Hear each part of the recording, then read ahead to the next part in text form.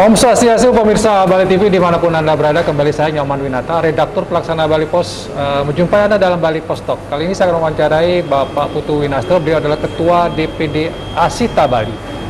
Karena ini berkaitan dengan asosiasi travel agent gitu ya. Tentu kita berkaitan, bicaranya tentang Open Border Bali, sudah sebulan, kenapa tidak ada tamu datang? Nah ini pertanyaan penting yang kita jawab. Kita sapa dulu narasumber kita, Om Swastiastu Pak Putu. Om Swastiastu. Gimana Om, semangat ya?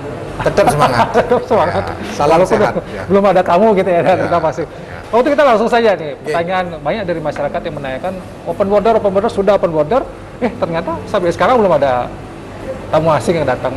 Apa yang terjadi Pak? Mungkin Pak bisa menjelaskan apa yang menjadi kendala gitu kan? Ya, betul. Jadi cukup menarik pertanyaannya ini. Jadi pertanyaan Bapak ini sama seperti pertanyaan kebanyakan orang. Ya. Jadi 1 bulan sudah Open Border, kok tidak ada turis yang datang gitu ya.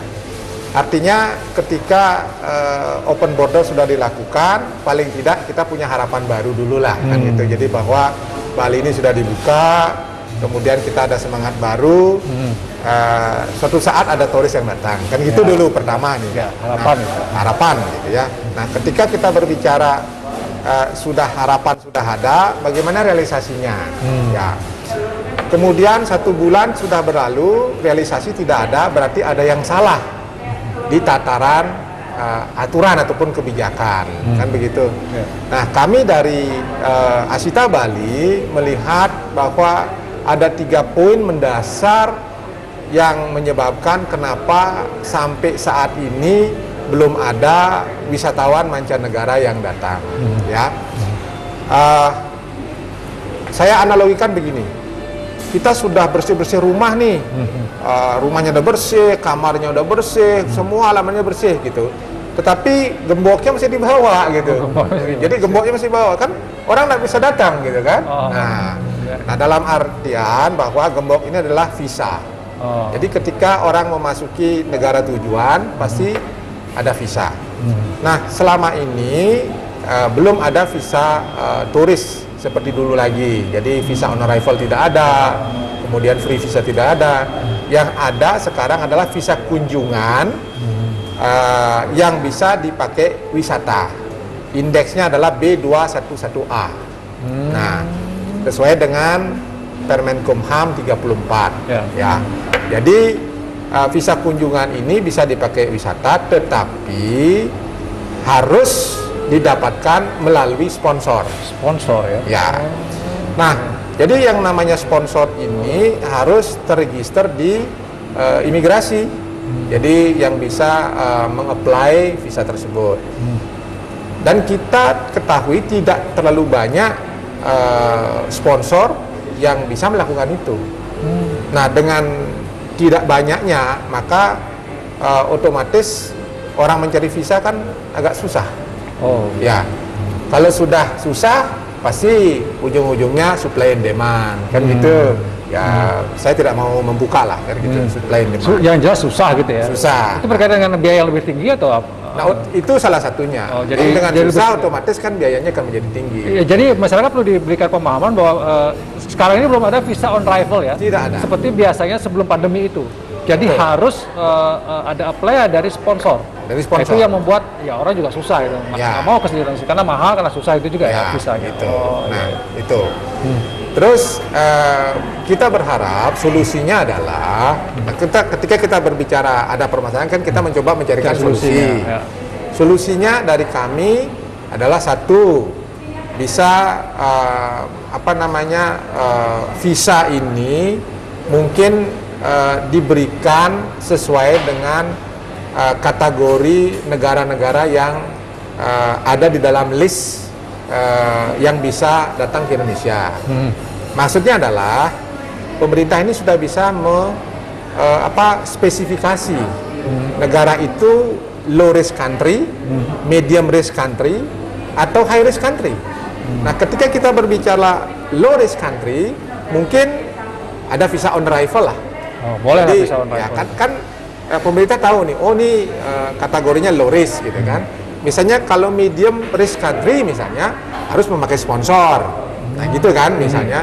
Sehingga sponsor ini pun kita juga kategorikan beberapa poin gitu. Misalnya ada kami BPW misalnya, Biro Perjalanan yang menghandle perjalanan mereka dari datang sampai check out, kan kami bertanggung jawab untuk itu.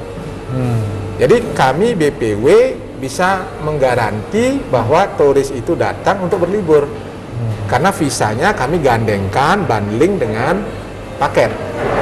Jadi bukan sebagai biro jasa yang menjual visa putus.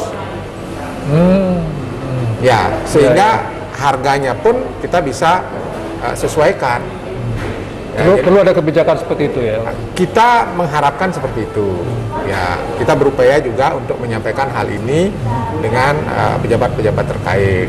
Dan itu semua ada di pemerintah pusat ya Pak Putu ya?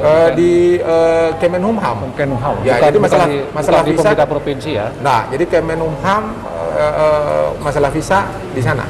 Ya. Kemudian poin yang kedua, kita berbicara karantina. Yang menjadi kendala ya. Jadi kendala. Nah, karantina ini kan memberikan psikologi yang kurang pas kepada orang berlibur gitu.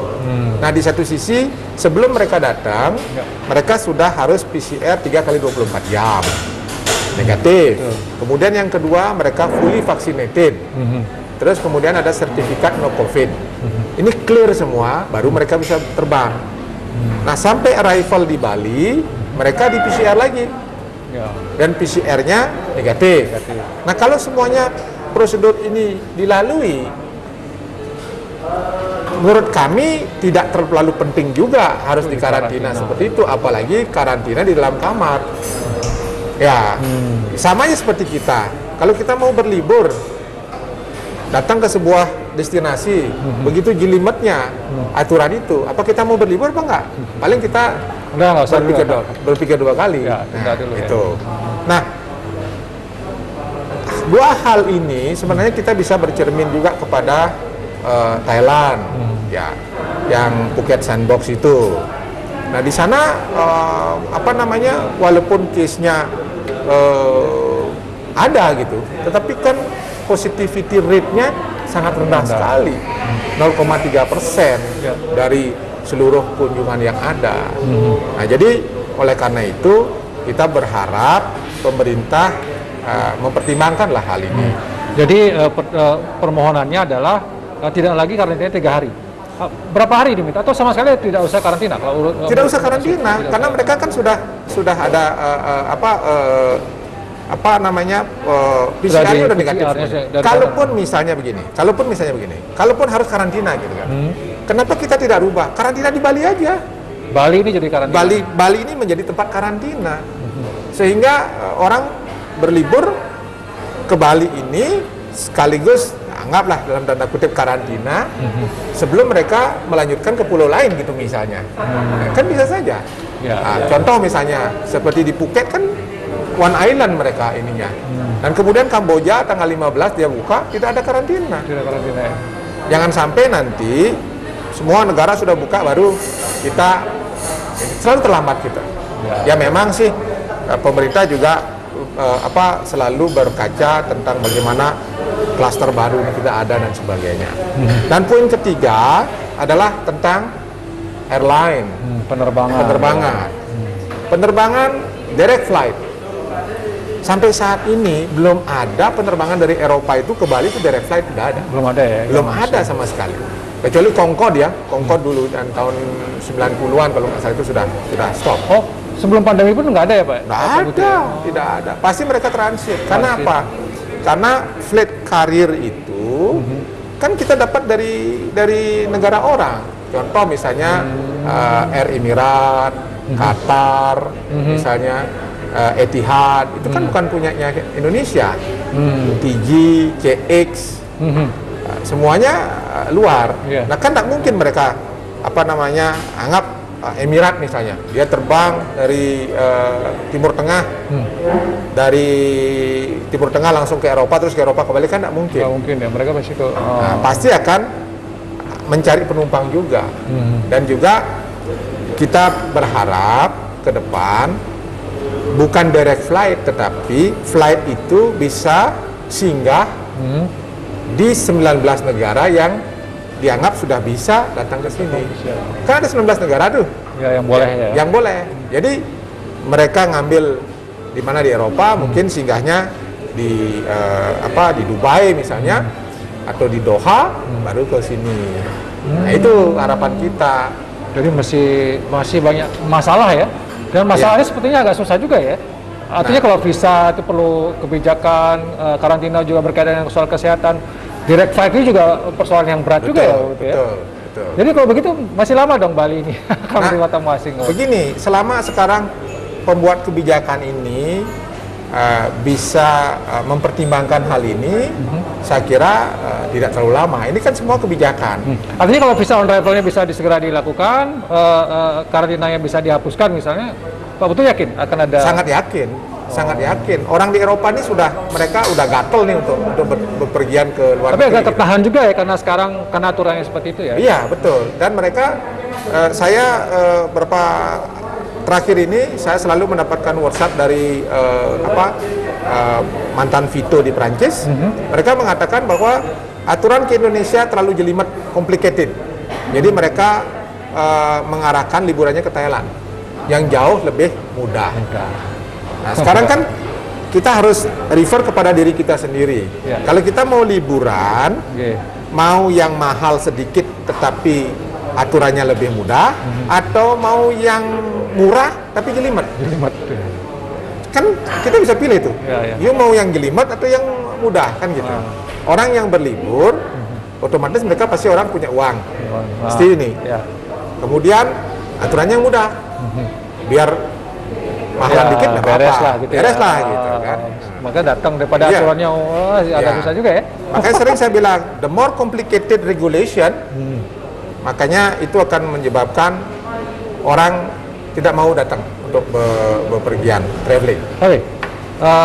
Poinnya adalah bahwa ketika kebijakan-kebijakan ini bisa dilakukan perubahan, ketika itulah ada kemungkinan lebih besar wisatawan asing datang ke Bali, Pak. Tapi saya meyakini itu. Selama itu tidak ada ya open border seperti ini saja. Ya, gitu hanya wacana saja. Hanya wacana. Dan itu semua ada kebijakannya di pemerintah pusat ya sebenarnya, Pak. Saya kira kita pemerintah daerah kan wajib untuk mendorong.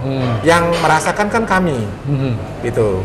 Jadi hampir 2 tahun kita sudah seperti ini. Para pelaku pariwisata ini sangat menderita dengan hal itu. Dan orang Bali ini terlalu kalem gitu, terlalu soft.